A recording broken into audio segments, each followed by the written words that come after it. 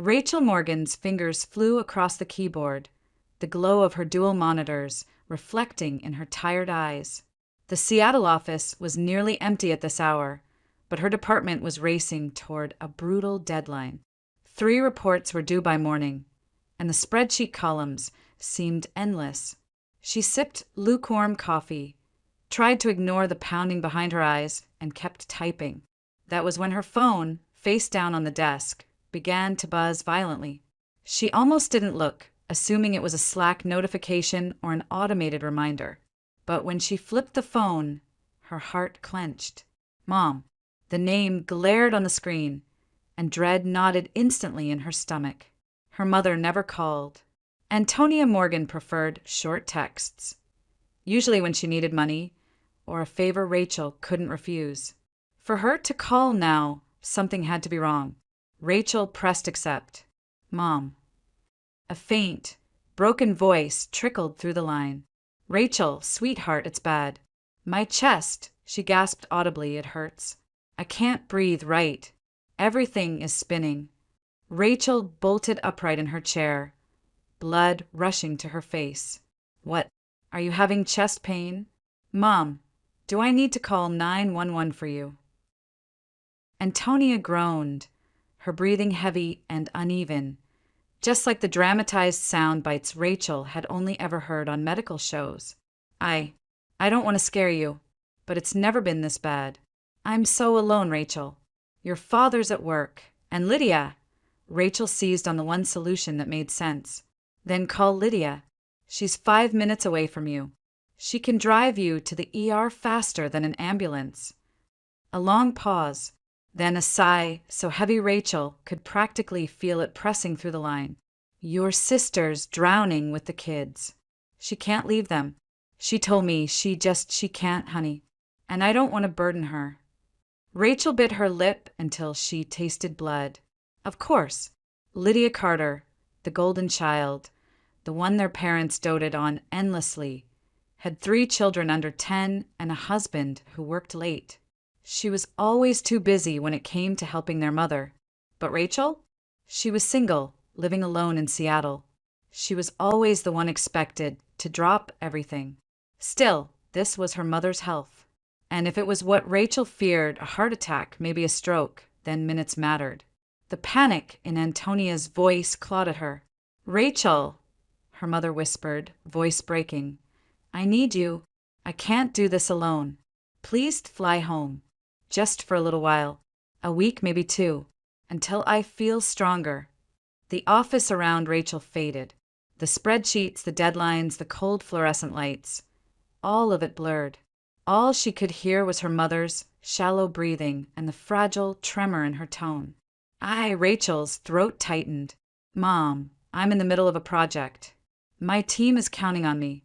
And you want me to fly across the country? That's 15 hours at least. I wouldn't ask, Antonia murmured, her voice cracking like fine china, if it wasn't serious. I just don't want to die here alone. Not like this. Rachel's chest caved under the weight of guilt. The word die echoed in her ears, squeezing out rational thought. For a moment, she imagined her mother slumped in the living room of their old house in Charlotte, clutching her chest, eyes rolled back. No neighbors to help, no one to notice. Just the awful silence that follows when a life stops mid-breath. Don't say that, Rachel choked out. I'll figure something out. Just, please, promise me if it gets worse. You'll call 911 immediately. Her mother exhaled as though a burden had lifted. Oh, thank you, sweetheart. I knew I could count on you. I'll hold on until you get here. Please come as soon as you can. The line went quiet except for the faint wheeze of her mother's breathing. Rachel sat frozen, staring at the blinking cursor on her monitor, the weight of 1,000 choices pressing down on her shoulders. Deadlines and promotions on one side, her mother's life on the other.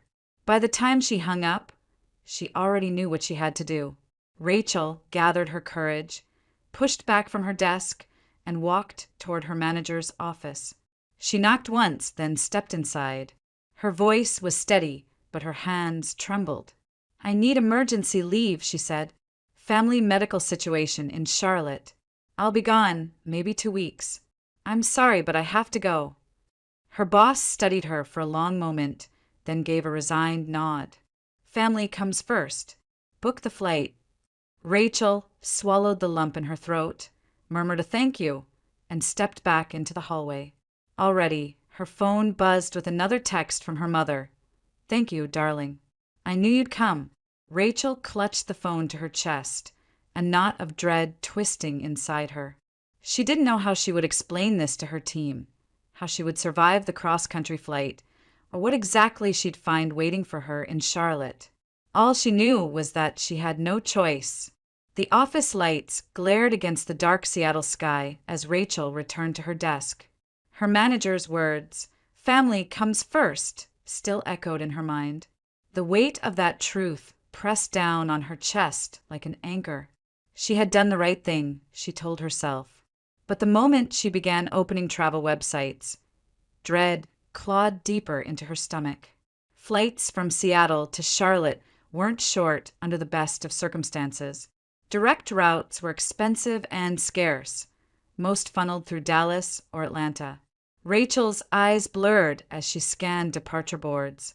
Every option meant delays, long layovers, missed sleep, and hours upon hours of recycled air. The soonest she could leave was Saturday morning, Seattle to Dallas, 4-hour layover, then on to Charlotte. Total travel time? 15.5 hours, if there were no delays. She booked it with trembling fingers, the confirmation email pinging her inbox like a final verdict. By the time Rachel got back to her apartment, midnight had settled over the city. She pulled her small roller suitcase from the closet, tossing clothes in without thought, 2 pairs of slacks, a couple sweaters, toiletries in a worn Ziploc. She moved mechanically, folding shirts while her mind replayed her mother's fragile voice. My chest hurts. I can't breathe. Each word burned deeper until Rachel sat on the edge of her bed, suitcase open at her feet, wondering if she was walking into a nightmare. Sleep never really came. She dozed in fragments, the shrill alarm dragging her up at 4 in the morning. She splashed water on her face, tied her hair back, and stared at herself in the bathroom mirror. Pale, exhausted, and bracing for a journey she didn't want to make. But family wasn't something you abandoned. Not when the word heart attack loomed over every thought. At SeaTac Airport, Rachel joined the endless shuffle through TSA lines, clutching her boarding pass as though it might dissolve.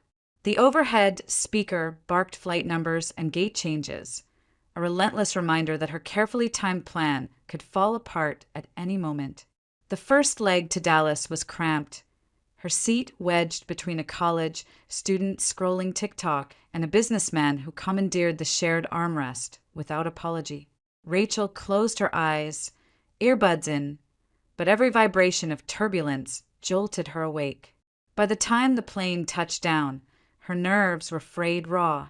Dallas-Fort Worth was chaos. Families shouting, travelers sprinting across terminals, the scent of fried food hanging heavy in the air. Rachel dragged her suitcase through the maze, only to discover her connecting flight had been delayed by 2 more hours. She sank into a plastic chair at the gate, her body aching, and stared out at the rain streaking across the tarmac. She tried to distract herself with work emails, but the words refused to stick. Instead, memories unspooled, sharper than she expected. It had been 4 years since she last set foot in Charlotte.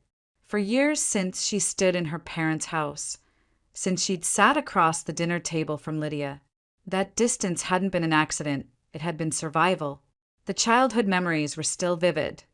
12-year-old Rachel washing dishes, while Lydia went out with friends, 16-year-old Rachel bagging groceries to pay for her textbooks, while Lydia breezed through private school on her parents' dime.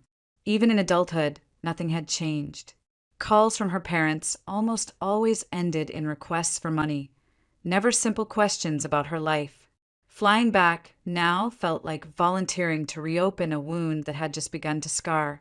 When her connecting flight finally boarded, she shuffled down the narrow aisle, collapsed into her seat, and let her head rest against the cold window. The drone of the engines filled her ears, and exhaustion finally pulled her under. When she woke, the plane was descending through a sheet of gray clouds, the announcement chiming overhead. "Welcome to Charlotte Douglas International Airport." Rachel's heart thumped painfully. She checked her watch. Almost 16 hours since she'd left her apartment. Her hands trembled as she fastened her seatbelt. The city below spread out in patches of light, familiar yet foreign. She swallowed hard, bracing herself. In a few minutes, she would see her mother. She would face her family, and she had no idea what awaited her beyond the arrival gates. The neighborhood looked exactly as Rachel remembered it: quiet streets lined with dogwoods, porches with rocking chairs, the same cracked sidewalk she had walked as a teenager. Dragging her suitcase up the narrow walkway, she felt her stomach twist into knots. Every step closer to the door magnified the dread. If her mother had truly been as sick as she claimed, she might find her collapsed on the floor, waiting desperately for help. Rachel knocked, her knuckles tight against the faded wood. The door swung open almost instantly, and there stood Antonia Morgan, not pale, not hunched over, not gasping for air. Instead, she was dressed in a neatly pressed blouse, her hair curled, makeup carefully applied, lipstick a deep berry shade. She looked radiant, almost celebratory, as though preparing for a luncheon, not clinging to life. Rachel froze on the porch, suitcase handle still clutched in her hand. "Mom." "Oh, Rachel." Antonia's eyes widened with delight, not weakness. She grabbed her daughter's arm and pulled her inside with surprising strength. "You made it. Thank goodness. Take off your coat, sweetheart. The house has missed you." Rachel's mind scrambled to make sense of the sight before her. "Wait, are you okay? The chest pain? The dizziness?" Antonia waved her hand lightly, dismissing the concern. "Oh, that. I might have exaggerated a little. You wouldn't have come otherwise." The words landed like stones in Rachel's stomach. Exaggerated. She had flown across the country in a panic, abandoned her job in the middle of a critical deadline, because her mother had pretended to be on the brink of collapse. From the living room came laughter and voices. When Rachel followed, she found the rest of the family gathered comfortably. Her father, Nicholas, sat in his recliner, scrolling through his phone. He looked up briefly, offered a neutral, "Hey, kiddo, how was the flight?" and went back to reading headlines. On the sofa, Lydia Carter sat with her husband, Michael. Their 3 children sprawled across the cushions and carpet. Eva, the eldest, smiled shyly. Thomas clutched a toy truck, revving it across the floor. Little Zoe toddled unsteadily, reaching for her mother's lap. Lydia's smile curved in that too-perfect way that always carried an undertone of superiority. "Rachel, you actually came. I wasn't sure you'd do it. What with your important job out west." Rachel blinked. Her mother stood proudly at the center of the room, announcing with glee, "Well, we've got wonderful news. We're going to Florida. 10 whole days. The resort's booked, the flights are ready, everything's set. But, of course, someone has to stay with the children." She clasped her hands together, eyes glinting. "And that someone is you." The words slammed into Rachel harder than turbulence. She looked from her mother to Lydia, then to Michael, waiting for any sign that this was a joke. None came. Lydia simply reached for Zoe's pacifier, serene as a queen, while Michael shifted in his seat, already pulling up photos of beaches on his phone. Rachel's throat went dry. "You lied. You told me you were sick, that you couldn't breathe." Antonia laughed lightly, as if the deception were trivial. "Darling, don't be dramatic. You know I couldn't have convinced you otherwise. And family helps family. Lydia and Michael haven't had a vacation in years. Your father and I, we deserve one too. And you're here now, so it all works out perfectly." Nicholas didn't look up from his phone. "It's only 10 days, Rachel. You'll manage." Her pulse hammered in her ears. She thought of the 16 hours in transit, the exhaustion etched into her bones, the panic that had driven her across the country. All of it for this, to be turned into an unpaid babysitter, manipulated into abandoning her life because her family had decided her time was less valuable than theirs. Lydia's voice cut through her spiraling thoughts. The kids' schedules are on the fridge. Eva has soccer practice Tuesdays and Thursdays. Thomas is picky. He won't eat from anyone else's plate. And Zoe still wakes up some nights. But you'll figure it out. You always do. The certainty in her tone made Rachel's stomach churn. They had never asked. They had expected. Rachel stood in the center of the room, surrounded by the people who should have loved her most, but instead looked at her as a tool, reliable, disposable, always available. For a long moment, she couldn't speak. Her chest tightened, and she fought the urge to scream, to demand why her worth to them only ever seemed to come in moments of convenience. Instead, she swallowed hard, forced her expression into neutrality, and whispered, "Right, of course." But inside, something cracked. The betrayal was too sharp, too deliberate to ignore. And for the first time, Rachel felt not just disappointment, but fury. The next morning, as sunlight streamed weakly through the blinds, Rachel walked into the kitchen, still dazed from jet lag. She found Lydia already waiting at the table, a neatly printed sheet in hand. Without a word, Lydia slid it across the counter. Rachel picked it up. It wasn't a welcome home note or even a thank you.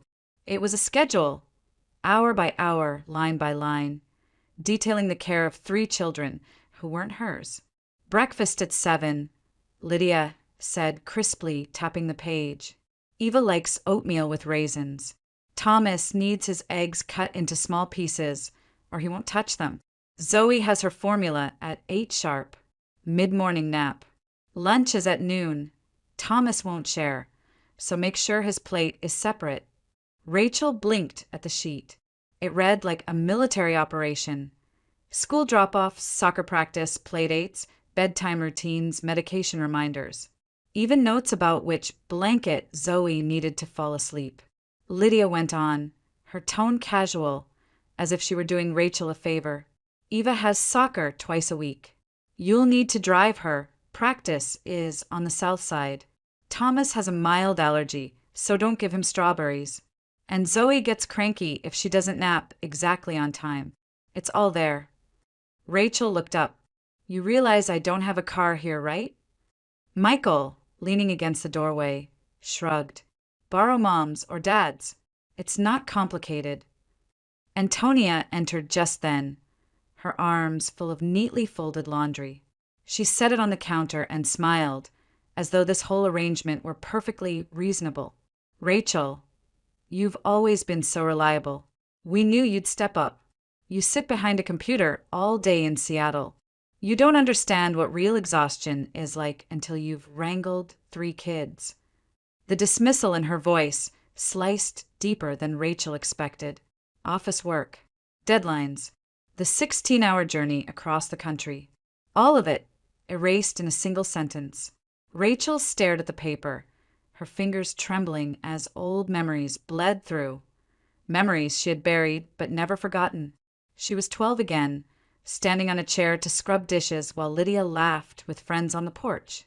She was 16, pulling the closing shift at the grocery store, her hands raw from bagging produce, while Lydia prepared for homecoming dances and summer camps her parents happily funded.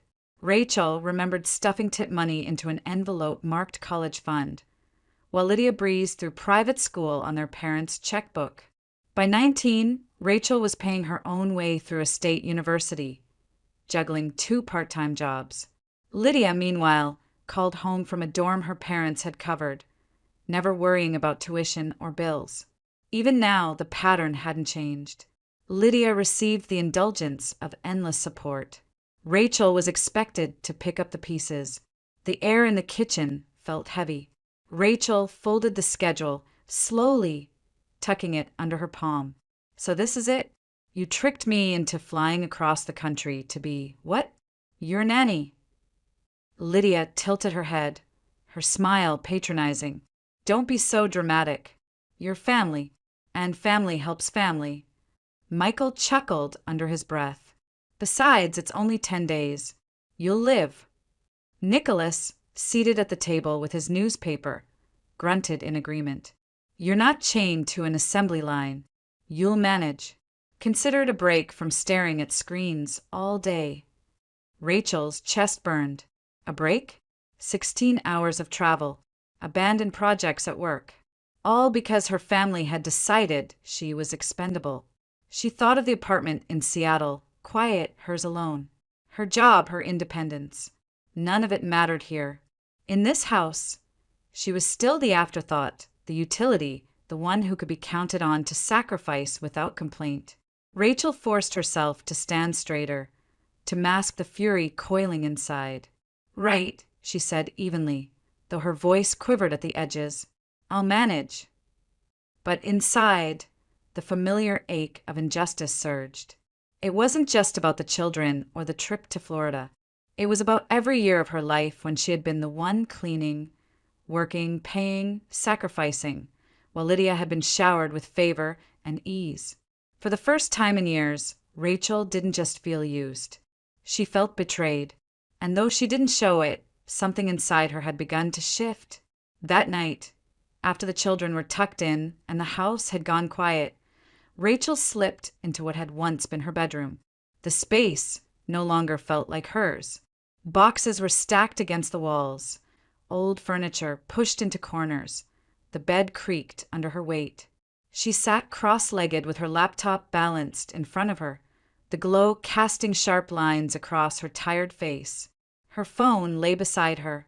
For a long time, she just stared at it, thumb hovering over the screen. Finally, she dialed. Rachel. The familiar voice of her manager, Mr. Peterson, filled the line.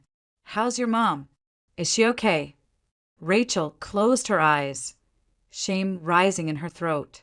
Not exactly how I thought, she admitted. Then, haltingly, she spilled everything. The frantic call about chest pain, the 16-hour journey, and the revelation that her mother wasn't sick at all, just scheming to have her watch Lydia's kids while the family vacationed in Florida. On the other end, silence stretched. Finally, Mr. Peterson let out a low whistle. That's beyond the pale. I'm so sorry, Rachel said quickly. I pulled myself off the project for this. I thought it was an emergency. Don't apologize, he cut in firmly. You acted on what you knew. Anyone would have done the same. But Rachel, listen to me. You already took the time off. Use it for yourself. She blinked, caught off guard. What do you mean? You've been working nonstop. You haven't taken a real vacation in years. If your family's just using you, don't waste the time on them. Take it back. Go somewhere for yourself. The line went quiet again. Rachel stared at the laptop screen, her pulse quickening. The idea was outrageous, unthinkable, and yet it sparked something deep inside her. Why should she be the family's babysitter? Why should her sacrifices always be taken for granted? If they could lie, manipulate, and steal her time, then maybe she could turn the tables. Her fingers moved almost without her. She typed, Cancun all-inclusive resort packages. The images exploded across her screen. Turquoise water, palm trees swaying, white sand glowing under the sun. Oceanfront suites, swim-up bars, buffets piled high with food she hadn't let herself splurge on in years. Rachel's chest rose and fell, the anger inside her sharpening into resolve. If her family wanted to manipulate her into being their nanny, then they would discover she wasn't so predictable anymore. She compared flights, scrolling feverishly. There it was, a morning departure from Charlotte to Cancun, scheduled on the very same day her family would be heading to Florida. Her heart thudded as she clicked book now. The confirmation email pinged. Just like that, she had rewritten her fate. Rachel leaned back, staring at the ceiling, a slow smile curling across her lips for the first time in days. But she wasn't done yet. She opened another tab, browsing through resort amenities. A swim-up suite was still available. She booked it without hesitation. Then came the fun part, preparing. The next morning, while her mother and Lydia fussed over travel itineraries, Rachel slipped away to a nearby shopping center. She bought a new swimsuit, a wide-brimmed sun hat, sunscreen, and a bright sarong that shimmered like the Caribbean Sea. She tucked the bags deep in her suitcase, hidden beneath plain shirts and jeans, disguising them like contraband. Every item she folded sparked something in her. The rage that had carried her through the night softened, transforming into a fierce kind of clarity. She wasn't powerless. She had choices, and she was finally choosing herself. As she zipped the suitcase shut, she paused, hands resting on the fabric. She thought briefly of the kids, Eva, Thomas, little Zoe, innocent in all of this. A pang of guilt flickered, but it passed quickly, because guilt was what had kept her chained for so long.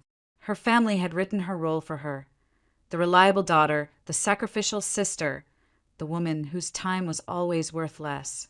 But Rachel was finished with that script.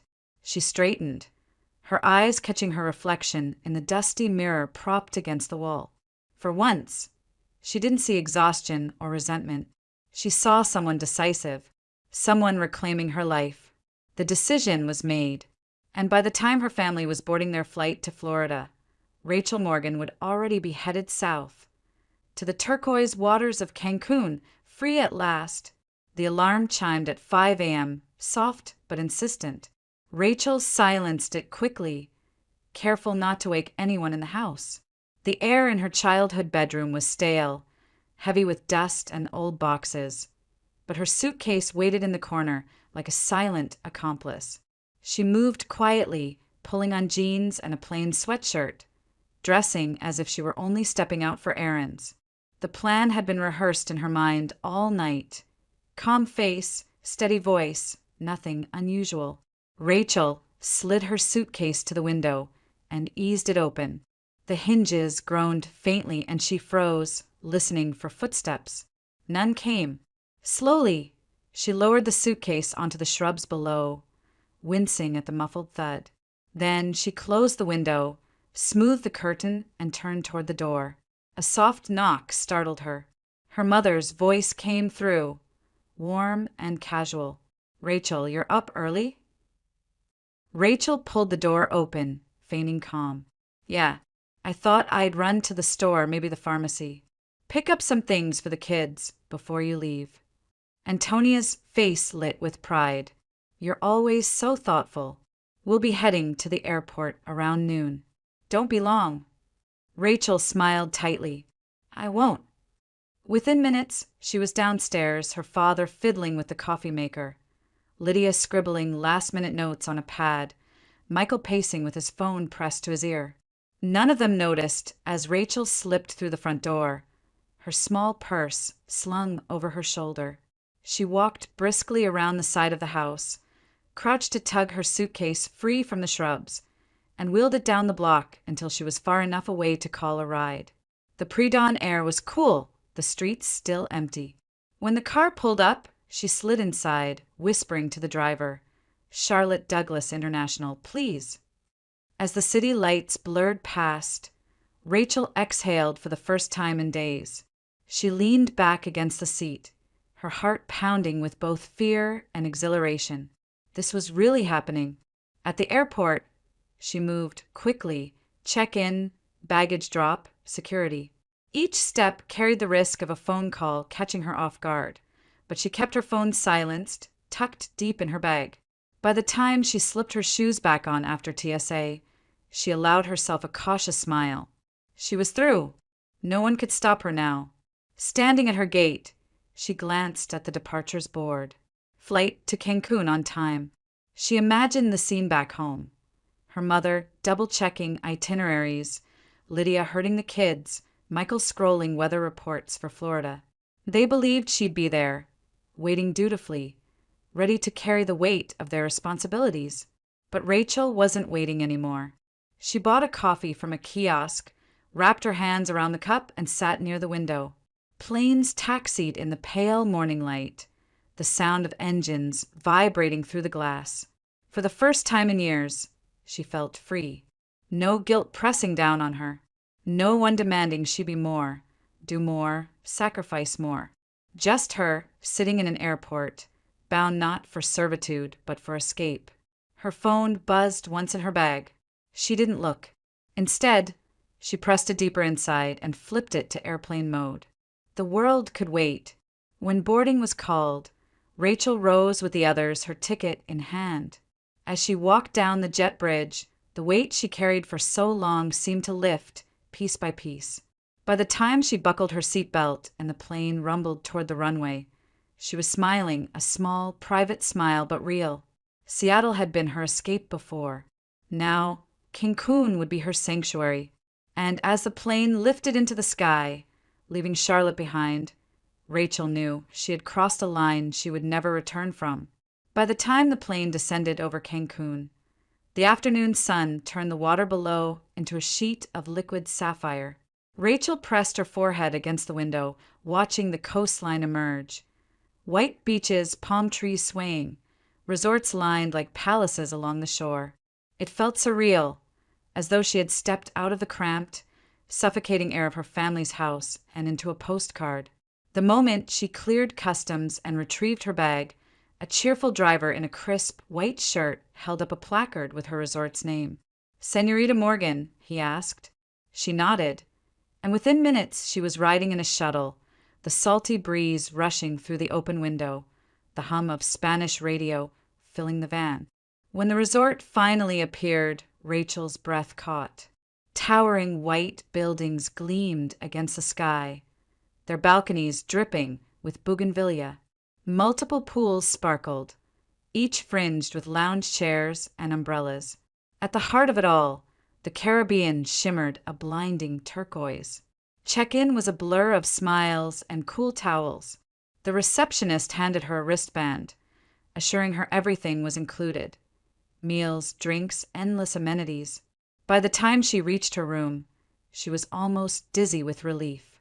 She opened the balcony doors, letting the ocean air sweep through, and stared at the endless horizon. Rachel slipped into the new swimsuit she had hidden in her suitcase, wrapped the sarong around her waist, and headed straight for the poolside bar. The first sip of a mango margarita was like tasting freedom itself. Sweet, sharp, and utterly intoxicating. For hours she floated between the pool and the lounge chair, sunlight warming her skin, the sound of laughter and music filling the air. No one needed her. No one demanded her. She was just another guest, another traveler soaking in the simple joy of existing. On impulse, she pulled out her phone, framed herself against the brilliant backdrop, and snapped a selfie. The photo captured her tanned face, the ocean behind her, a cocktail in hand. She uploaded it to her social feed with a simple caption. Finally, a real vacation. It didn't take long. Her phone lit up like fireworks. Dozens of missed calls. Text after text, one notification tumbling over another. From her mother, "Where are you? The kids are waiting. Answer me right now." From Lydia, "Rachel, this isn't funny. You ruined everything. Do you understand what you've done?" From her father, "Call your mother. You're being unreasonable." She scrolled briefly, scanning the growing storm of anger. The words became harsher with every message. Selfish, ungrateful, irresponsible. Lydia threatened never to forgive her. Antonia accused her of betraying the family. Even Nicholas, usually detached, sent curt demands that she fix the mess she had created. Rachel let the phone buzz in her hand, then calmly pressed the side button until the screen went dark. She slid it into her bag and leaned back in the lounge chair. The bartender refilled her glass without being asked. For the first time in her life, Rachel didn't feel crushed by their disappointment. She felt liberated by it. They had built their Florida vacation on the assumption that she would be there, obedient and silent. Without her, the entire plan crumbled. Their anger was proof that, for once, she hadn't played her assigned role. The next morning, while her family scrambled in Charlotte, Rachel was already at the resort buffet, piling her plate with tropical fruit and fresh pastries. She sipped coffee slowly, savoring every bite, while her phone, tucked safely in airplane mode, remained mercifully quiet. Later, as she floated in the infinity pool with the ocean stretching before her, she imagined Lydia frantically arranging backup plans, Antonia berating anyone who would listen, Nicholas fuming over lost money. The thought should have filled her with guilt. Instead, it filled her with something dangerously close to delight. For once, Rachel wasn't the one left exhausted and resentful while others enjoyed themselves. She was the one enjoying life while they panicked. And as the sun dipped low over the Caribbean, painting the water gold, Rachel raised her glass toward the horizon. The chaos of Charlotte felt a world away. She smiled, knowing that for the first time in years, the balance had shifted. She wasn't their doormat anymore. She was free. By the fourth day in Cancun, Rachel had fallen into a rhythm she hadn't known she craved. Long mornings on the beach, afternoons drifting between the pool and shaded cabanas, evenings tasting dishes she couldn't even pronounce. The sun had bronzed her skin, the ocean breeze tangled her hair, and for once, she felt like someone living her own life instead of carrying everyone else's burdens. But when she turned her phone back on to check her work email, the peace shattered. The screen lit up instantly, buzzing in her hand like an angry hornet's nest. 42 text messages, dozens of missed calls, voicemail after voicemail. For a moment, Rachel simply stared, her pulse quickening. She scrolled quickly. Her mother, her father, Lydia, all screaming through text in their own voices. And then the phone rang again. Mom. Rachel hesitated only a second before answering. Rachel Morgan. Antonia's voice exploded down the line, so loud Rachel had to hold the phone away from her ear. Do you have any idea what you've done? We missed our transfer. The resort charged us fees. Do you know how much money this has cost us? Rachel's jaw clenched. Hello to you too, Mom. Don't you get smart with me. You abandoned your family. Lydia had to scramble. Michael's furious. The children are devastated. All because you decided to play some cruel game. Rachel stood from the lounge chair, pacing along the poolside tiles. A cruel game? You lied to me, Mom. You told me you were sick, dying practically. You made me believe you were having a heart attack. I dropped everything, flew 16 hours across the country because I thought you needed me. And when I walked through that door, you were perfectly fine, getting ready for vacation. There was a pause on the other end, then a sharp scoff. Don't twist this around. We needed you. Lydia needed you. Family helps family. You should be grateful we trust you with the children. Rachel laughed bitterly, the sound startling even herself. Grateful? You manipulated me, Mom. You turned me into your unpaid babysitter, like you always do. I'm 30 years old, and you still treat me like the maid you never had. Antonia's voice grew shrill. You're selfish, heartless. No wonder you're alone in Seattle.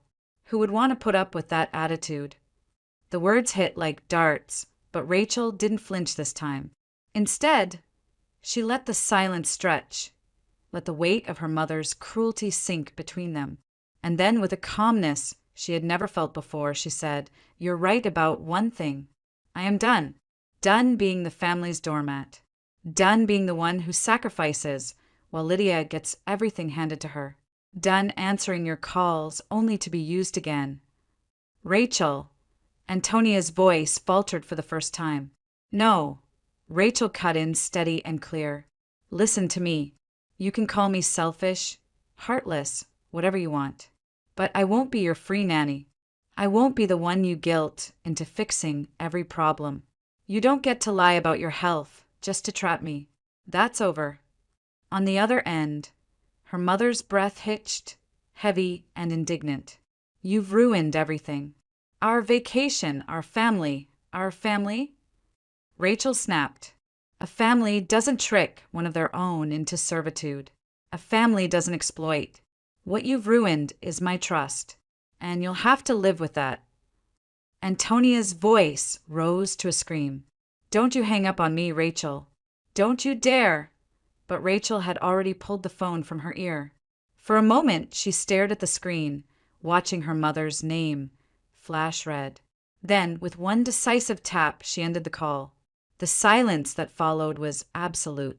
No frio acusações, no guilt, no demands. Just the sound of waves rolling against the shore, steady and soothing. Rachel set the phone on the table, screen down, and let out a long breath she hadn't realized she was holding. Her hands trembled, but her chest felt strangely light. For years, her mother's voice had carried the power to wound her, to make her question her worth. Not anymore. She ordered another cocktail from the bar, lifted the glass toward the horizon, and whispered to herself, "I'm free." For the first time in her life, she truly believed it. It was late evening when Rachel finally turned her phone back on again, bracing herself for the storm of notifications. Dozens of missed calls and unread messages piled up instantly, but one number stood out: Aunt Marlene. Unlike her mother or Lydia, Marlene rarely called. She wasn't the type to meddle unless it mattered. Rachel hesitated, then answered. "Hello." "Rachel, sweetheart." The voice on the other end was warm but cautious. "It's Aunt Marlene. I've been hearing, well, quite a bit from your mother. She says you ruined their trip, left everyone stranded. I wanted to hear it from you. What on earth happened?" Rachel sank onto the edge of the bed, pressing her free hand against her forehead. Of course she'd tell you that. Her voice cracked. "She didn't tell you the part where she faked being sick, did she?" There was a pause. "Faked?" "Yes," Rachel said, the words spilling out faster now. "She called me in Seattle, said her chest hurt, that she couldn't breathe, that she thought she might die. I panicked. I bought a ticket the same day, flew across the country. 16 hours, Aunt Marlene. And when I got here, she was perfectly fine. Perfect makeup, dressed to the nines. She and Lydia and Michael were just getting ready for their Florida vacation. They never wanted me to save her. They wanted me to babysit. They lied to me. They dragged me all this way under false pretenses." Silence filled the line, heavy and thoughtful. Rachel could hear the faint rustle of fabric, as if her aunt had sat down heavily in her chair. Finally, Marlene exhaled. "Well, I'll be damned. I love my sister, Rachel, but this doesn't surprise me. She's always been dramatic, always twisting things to get her way. And Lydia," she gave a soft, rueful laugh. "Lydia could do no wrong in your parents' eyes. I noticed it years ago." Rachel's throat tightened. "You did?" "Oh, honey." Her aunt's tone softened, almost sorrowful. "You were the one helping around the house, cooking, cleaning, working jobs when you should have been enjoying your childhood. And Lydia, well, she was the princess. Everyone saw it. I used to argue with your mother about how unfair it was. She never listened." Tears pricked Rachel's eyes. For years she had convinced herself she was being oversensitive, imagining the favoritism, exaggerating the slights. Every dismissal from her parents, "You're too sensitive, stop making things up," had sunk deep into her bones. Now, hearing her aunt say it out loud, she felt something shift. "So it wasn't just me," Rachel whispered. "No, sweetheart. It wasn't just you." Marlene's voice was steady. "You weren't imagining it. You weren't being dramatic. You were being mistreated. And it breaks my heart that you carried that alone all these years." Rachel pressed a hand over her mouth, her chest shaking. Relief and grief tangled together until she could hardly breathe. For the first time, someone from her own family had acknowledged the truth. "I don't know what to do anymore," Rachel admitted. "I feel guilty, but at the same time, I feel free, like I finally took my life back." "You did," her aunt said firmly, "and you shouldn't feel guilty for refusing to be used. Sometimes people need a wake-up call. Maybe this is theirs." They spoke for a while longer, about work, about Rachel's life in Seattle, about the weather in Charlotte. But beneath every word was something Rachel had never felt from her mother or father: understanding. Genuine, unvarnished understanding. When the call ended, Rachel sat in silence, her phone resting loosely in her hand. The night outside was quiet, the waves faint in the distance. For the first time in her life, she didn't feel like she was standing alone against her family. Someone had seen the truth. Someone believed her. And that changed everything. When Rachel stepped off the plane back in Seattle, the air felt crisper, lighter. The familiar skyline rose against the gray horizon, and for the first time in years, she didn't dread coming home. Her apartment waited for her, quiet and uncluttered, a space that belonged entirely to her.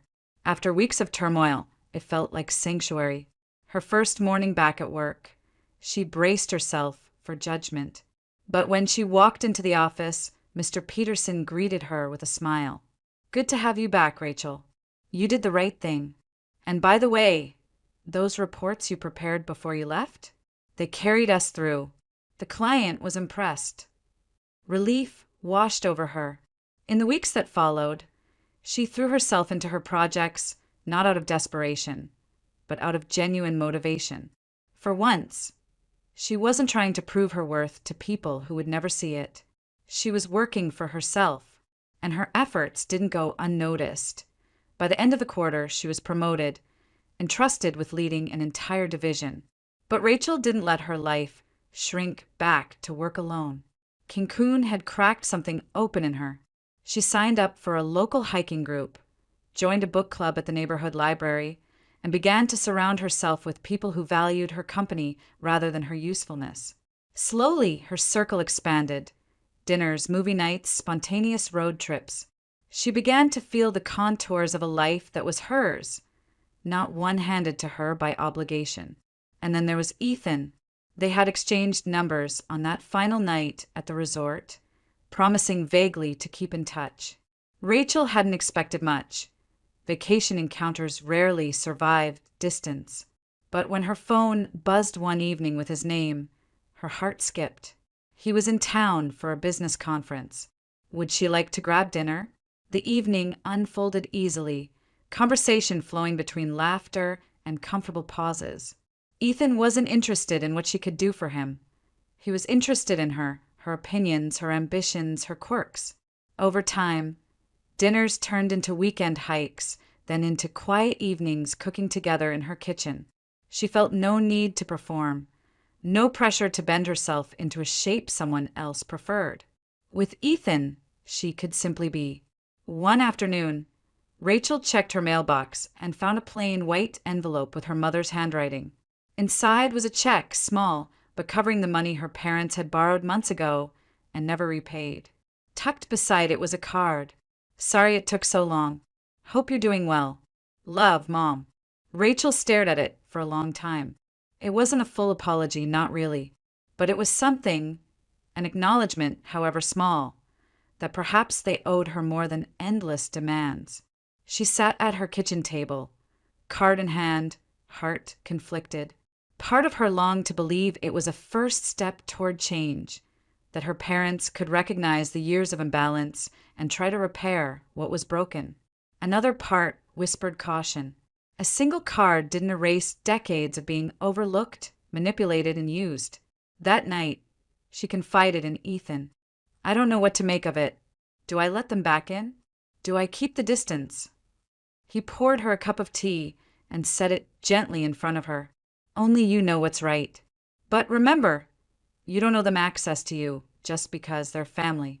Any relationship, even with parents, should be two-way."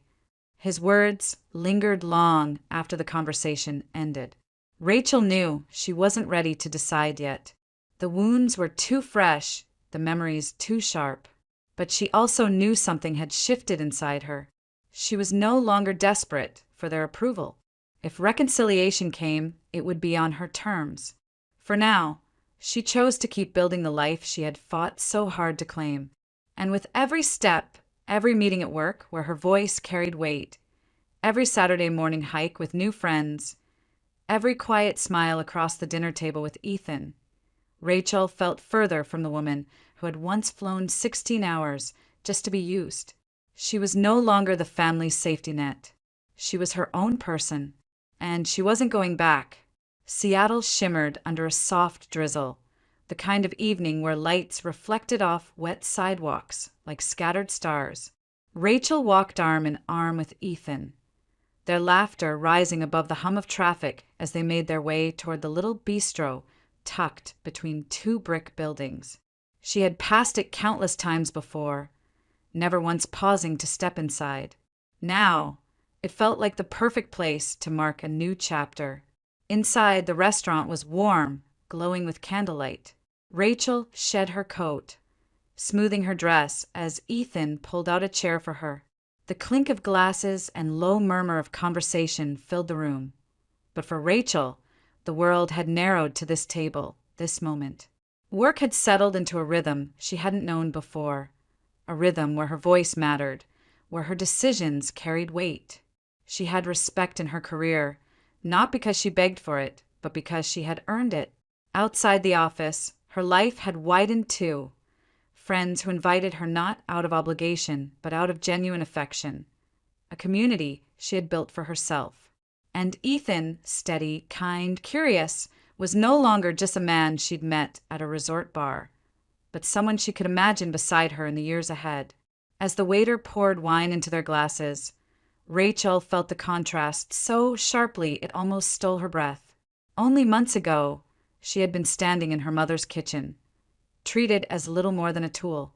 Back then, she thought revenge would mean letting her family suffer the consequences of her absence, watching them scramble without her. And maybe it had in a way. But sitting here now, she realized revenge had become something else entirely. It wasn't about punishing them. It wasn't even about making them understand. It was about reclaiming the dignity they had stripped from her, about proving, to herself most of all, that she was worth more than the role they had forced on her. Ethan lifted his glass, smiling across the table. To new beginnings. Rachel returned the smile, a warmth spreading through her chest. She raised her own glass, the reflection of the candlelight dancing in the wine. For the first time in a very long time, her voice was steady, unshaken. I'm finally living on my own terms. The words hung between them, quiet but powerful, like a vow spoken into existence. Ethan clinked his glass gently against hers, and the sound rang out like a soft promise. Outside, rain continued to fall, but Rachel no longer felt weighed down by storms. She had walked through them, drenched and exhausted, only to discover that she didn't need to wait for anyone else to hand her an umbrella. She had built her own shelter, her own sunshine. The future was uncertain. Family ties frayed, apologies half-formed, questions unanswered. Maybe one day she would find a way to rebuild some kind of relationship with her parents. Maybe not.